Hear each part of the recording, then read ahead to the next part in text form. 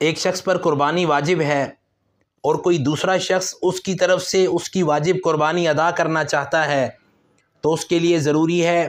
کہ جس کی طرف سے واجب قربانی ادا کر رہا ہے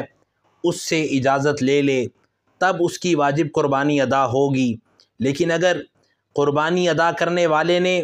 جس پر قربانی واجب تھی اس سے اجازت نہ لی تو پھر اس صورت میں واجب قربانی وہ ادا نہیں ہوگی۔ البتہ اگر کسی جگہ عرف اور رواج یہ ہے، مثلا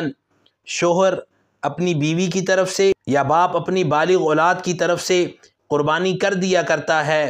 اور بیوی اور اولاد کو معلوم ہے کہ ان کی طرف سے واجب قربانی ادا کر دی گئی ہے، تو اس صورت میں عرف اور رواج ہونے کی وجہ سے وہ واجب قربانی درست ہو جائے گی، اس لیے کہ عرف اور رواج میں یہ بات شامل ہو چکی ہے۔ لیکن اگر کسی جگہ عرف اور رواج نہ ہو